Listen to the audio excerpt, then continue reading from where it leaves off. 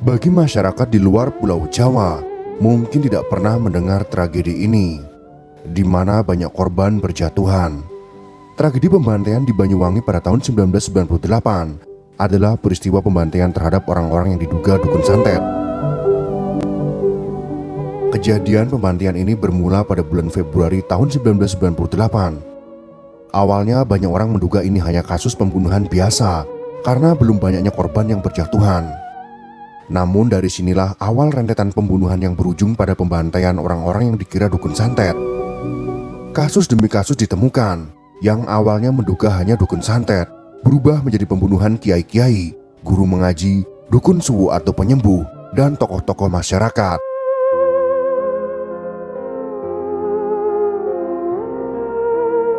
Pemerintah daerah Banyuwangi mulai secara serius menangani pembunuhan berantai ini. Bupati Banyuwangi saat itu, yaitu Kolonel Polisi Purnawirawan H.T. Purnomo Sidik, memerintahkan seluruh jajaran aparat pemerintahan mulai dari camat hingga kepala desa untuk mendata warga yang dicurigai memiliki ilmu supranatural untuk dicatat dan selanjutnya melakukan pengamanan terhadap warga tersebut. Radiogram ini kembali dikeluarkan pada bulan September sebagai penegasan radiogram sebelumnya. Namun tidak ada yang menduga bahwa radiogram ini membuat pembantaian semakin meluas dan semakin banyak korban yang berjatuhan. Radiogram yang berisi catatan orang yang diduga memiliki kekuatan supranatural dikabarkan bocor kepada orang-orang yang melakukan pembantaian. Pada akhirnya pembunuhan berantai ini memakan korban 2 hingga 9 orang dalam sehari.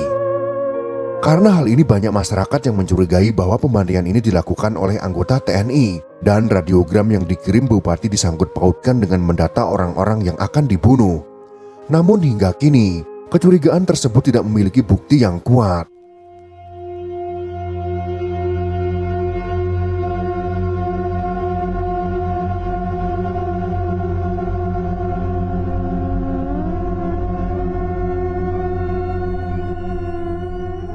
Pembantaian semakin mencekam dengan kemunculan oknum-oknum berpakaian hitam tertutup yang kemudian disebut dengan ninja. Ninja tersebut memakai pakaian serba hitam dan kedapatan memakai handy talkie dalam beroperasi. Ada 2 versi mengenai ninja ini. Ada yang menyebutkan bahwa ninja tersebut adalah orang yang hanya berkostum hitam dan membawa senjata. Sedangkan yang lain menceritakan bahwa sosok ninja yang mereka lihat adalah seperti ninja di Jepang yang mampu bergerak ringan melompat dari sisi ke sisi yang tidak akan bisa dilakukan oleh manusia biasa. Mereka sangat terlatih dan sistematis. Saat itu yang terjadi adalah listrik tiba-tiba mati dan di saat kemudian terdapat seseorang yang sudah meninggal karena dibunuh. Korban yang dibunuh akan mati mengenaskan dengan kondisi tercabik, patah tulang, atau kepala pecah. Tidak hanya sampai di situ, banyak pula korban yang diseret, dikalungi tali, kemudian dipukuli hingga tewas. Sungguh sangat sadis apa yang mereka lakukan.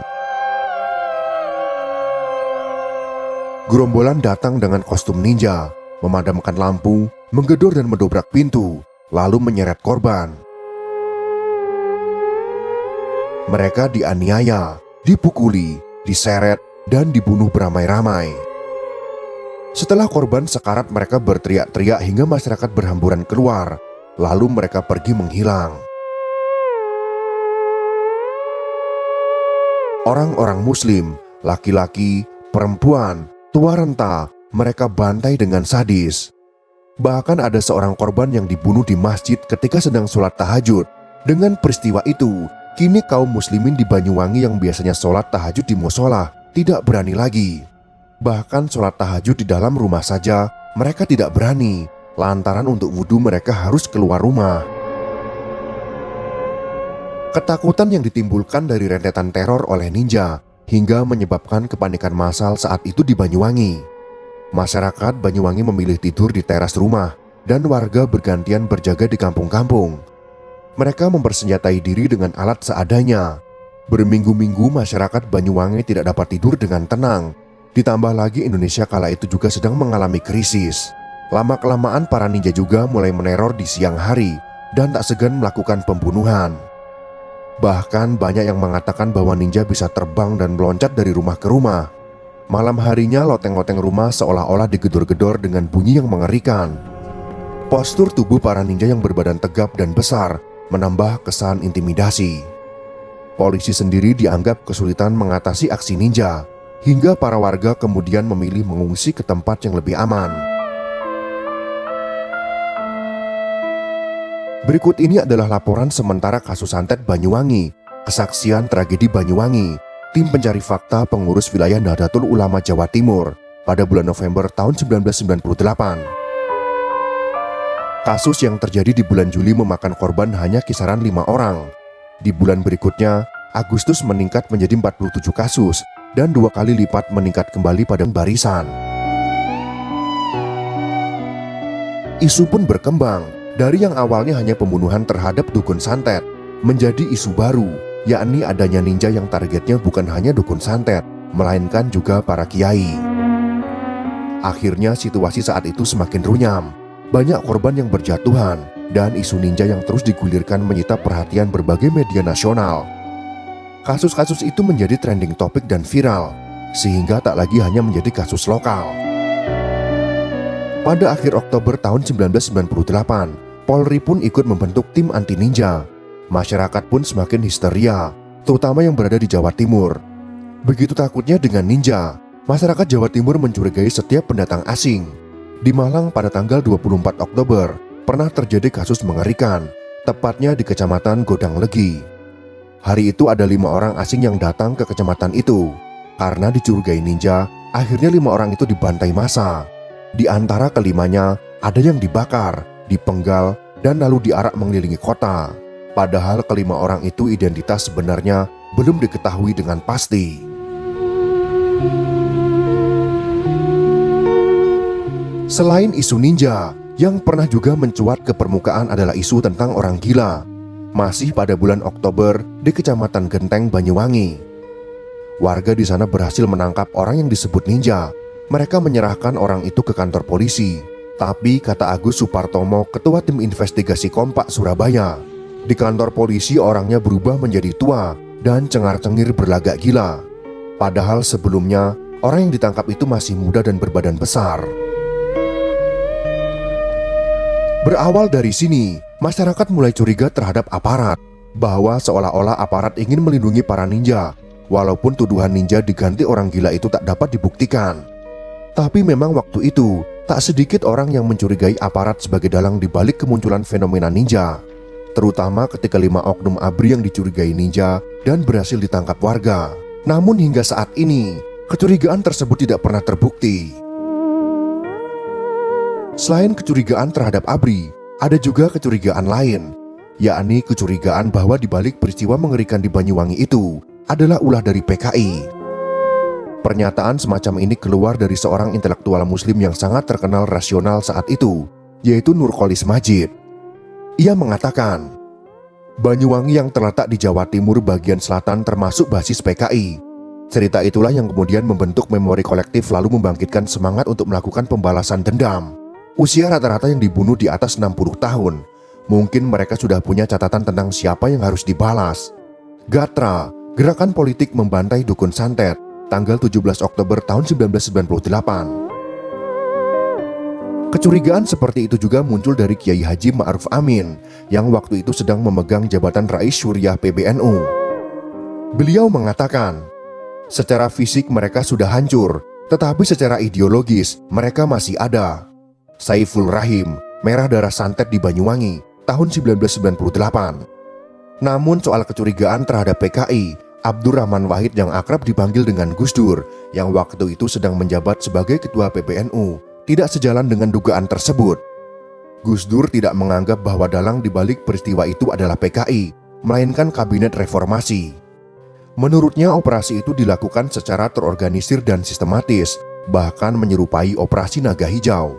Surya, Gus Dur, ada menteri terlibat, tanggal 20 Oktober tahun 1998. Gus Dur mengatakan, buktinya tak hanya terjadi di Jawa Timur, tapi merembet ke Jawa Tengah dan bahkan Jawa Barat.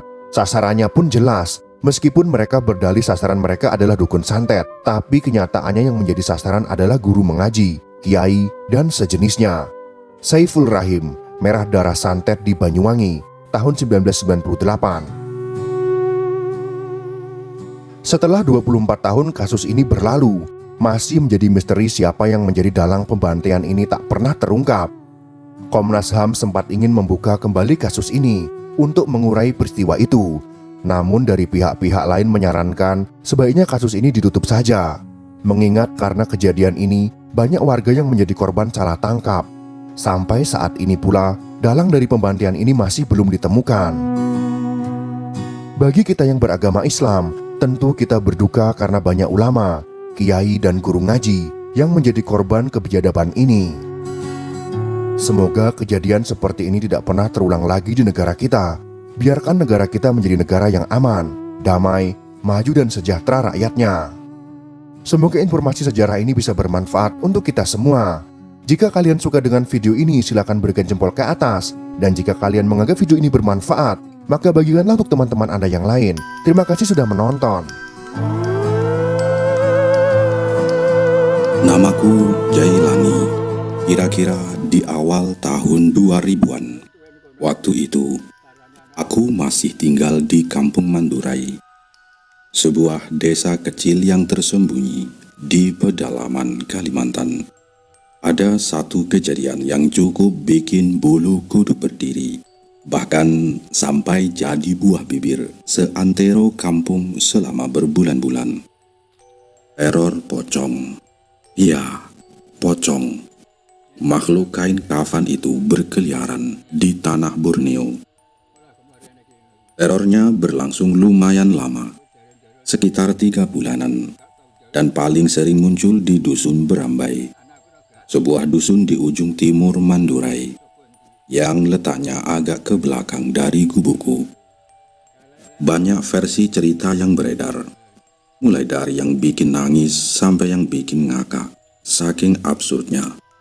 Tapi, aku akan menceritakan versi yang paling banyak dipercaya dan diceritakan orang-orang tua di Mandurai. Kisah ini bermula dari pemakaman seorang pemuda kampung kami.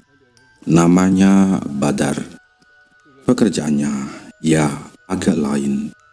Dia itu dulunya jambret ulung di Jakarta. Nasibnya tragis, tertembak mati polisi saat beraksi. Lalu apesnya lagi, tubuhnya terlindas mobil. Mayat Badar kemudian dipulangkan ke kampung halamannya, ke Dusun Berambai. Suasana pemakaman Badar waktu itu, entah kenapa terasa berat. Langit mendung. Angin berdesir pelan di antara daun-daun sawit, seolah ikut berduka, atau mungkin memberi pertanda. Beberapa warga yang hadir terlihat berbisik-bisik, saling pandang dengan raut cemas. "Kasihan ya Badar, gitu nasibnya berakhir," ucap Nek Timah, seorang tetua kampung, suaranya parau. Ia menatap gundukan tanah merah yang baru saja menelan jasad Badar. "Kasihan apanya, Nek? Sudah tahu kerjaannya maling. Ya begitu itu balasannya," timpal Pak RT Madi, sedikit ketus, tangannya bersedekap. Raut wajahnya tegang, mencerminkan kejengkelan yang masih tersisa. "Dari dulu dibilangin jangan ke Jakarta, jangan cari gara-gara, malah keras kepala," kata Pak RT meneruskan. "Us, jangan begitulah Pak RT," kata Pak Saleh, seorang tokoh agama yang disegani di dusun, mencoba menengahi. "Bagaimanapun dia anak kampung kita, mari kita doakan saja." Tapi entah kenapa ada firasat tidak enak yang menggantung di udara. Firasat yang kemudian dikonfirmasi oleh Pak Cik Sulaiman, dukun kampung yang dikenal dengan ilmu gaibnya yang mumpuni. Beberapa hari setelah pemakaman, Pak Cik Sulaiman mendatangi rumahku. Beberapa jam setelah pemakaman, Pak Cik Sulaiman mendatangi rumahku. Wajahnya terlihat muram, tatapannya menerawang jauh. "Jailani," sapanya dengan suara berat. "Ada yang tak beres dengan pemakaman Badar kemarin." Aku mengerutkan kening. "Tak beres bagaimana Pak Cik?" kataku. Kayaknya tali pocongnya itu ada yang lupa dilepas, bisinya. Suaranya nyaris tak terdengar, namun terasa menusuk ke ulu hati. Satu di kepala, satu di kaki, dan satu lagi di bagian perut. Aku merasakan ada ikatan yang masih kuat, kata Pak Cik Sulaiman.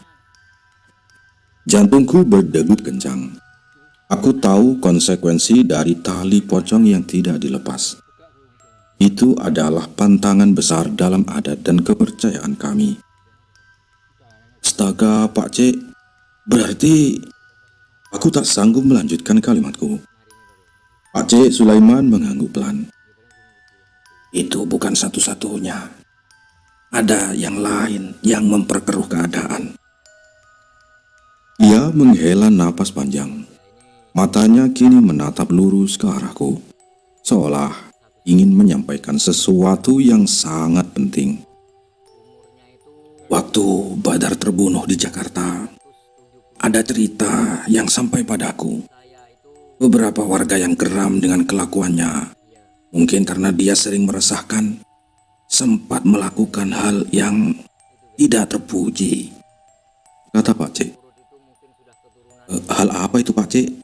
Tanyaku penasaran, meski dalam hati sudah mulai merinding. Mereka menyiram darahnya dengan air jeruk nipis, ucap Pak Cik Sulaiman. Nadanya penuh penyesalan. Konon, itu adalah cara orang-orang untuk mengutuk arwah agar tidak tenang, agar penasaran dan terus berkeliaran. Aku terdiam, membayangkan kombinasi antara tali pocong yang belum terlepas dan kutukan air jeruk nipis itu. Rasa ngeri menjalari tulang punggungku. Aku bisa merasakan hawa dingin mulai menyelimuti, seolah ada sesuatu yang tak kasat mata baru saja lewat di samping kami. Jadi ini semua bermula karena kesalahan dan dendam, tanyaku, lebih kepada diriku sendiri. Hutang jiwa tak dibayar, dendam kesumat tak terlerai. Pak Cik Sulaiman menungkas. Suaranya kini terdengar seperti mantra. Ditambah lagi dengan keteledoran saat penguburan, lengkaplah sudah. Mandurai, akan kedatangan tamu yang tak diundang. Jelani, tamu yang lapar akan ketenangan, namun terperangkap dalam dendam, kata Pak Cik. Seketika tenggorokanku tercekat. Kampung Mandura yang damai sebentar lagi akan menjadi saksi bisu dari teror yang baru saja dimulai. Teror dari Badar, sang jambret yang pulang tidak tenang. Teror itu dimulai persis pada malam tahlil 3 hari kematian Badar. Rumah duka, yang sebenarnya rumah kecil milik Mak Jah, ibunya Badar, sudah sesak oleh warga yang datang. Aku juga ada di sana, duduk bersila di antara para tetua kampung. Suasana malam itu seharusnya khusyuk, diisi dengan lantunan doa dan zikir untuk almarhum. Sekitar 15 orang berkumpul. Suaranya saling bersahutan memuji nama Tuhan. Tiba-tiba, lampu listrik yang menggantung di tengah ruangan mati total. Gelap langsung menyergap. Pekatnya menusuk mata. Serentak, suara lantunan tahlil yang tadinya seragam mendadak jadi riuh. Suara batuk, dehem dan bisikan panik bercampur aduk. Aduh, mati lampu, celetuk seorang dari sudut ruangan. Suaranya terdengar tegang. Pak RT, lampunya kenapa ini? Tanya yang lain. Dalam kegelapan yang menyelimuti, entah kenapa suara 15 orang yang tadinya terdengar biasa saja mendadak jadi berlipat ganda. Seolah-olah jumlah orang di dalam rumah itu bukan lagi 15, tapi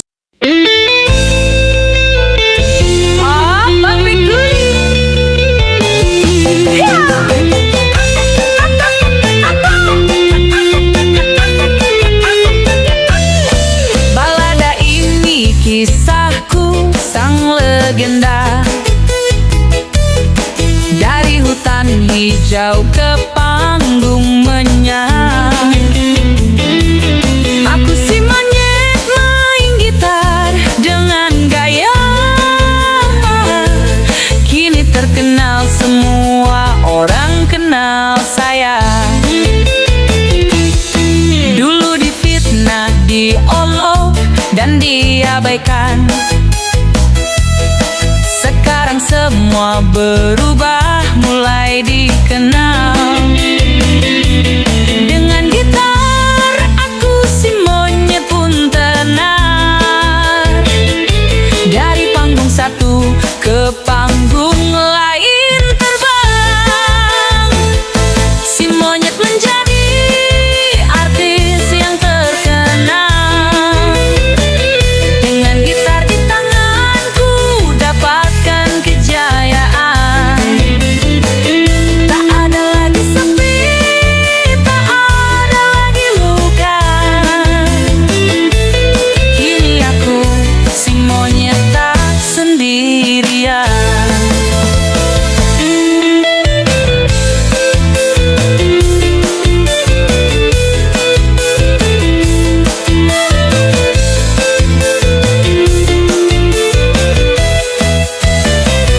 Dari panggung kecil sampai stadium besar, aku si monyet hibur semua, tak kenal lelah.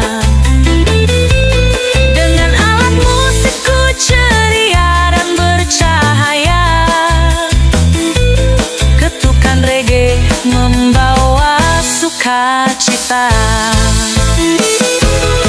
Pernah aku jatuh bangun meniti karier, namun semangat tak paksaku terus berlari. Sekarang aku si monyet artis sejati. Dunia pun menyaksikan aksi panggungku nyata.